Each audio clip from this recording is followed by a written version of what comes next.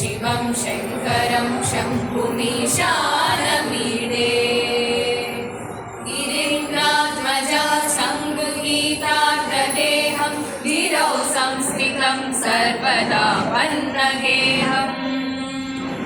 परब्रह्म ब्रह्मादिभिर्वन्द्यमानं शिवं शङ्करं शम्भुमीशानमीडे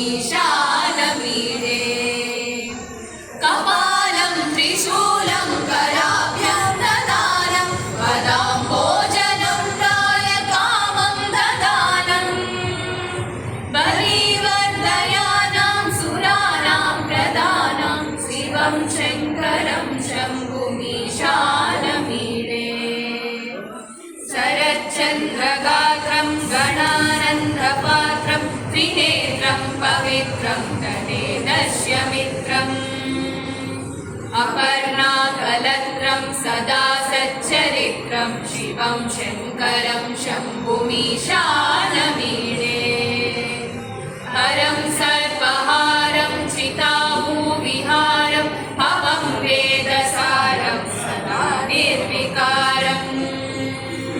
श्मशाने वसन्तं मनोजं दहन्तं शिवं शङ्करं शम्भुमीशानमीडे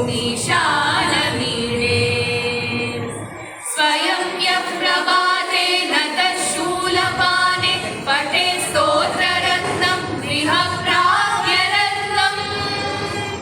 सुपुत्रं सुधान्यं सुमित्रं धनत्रं विचित्रैः समा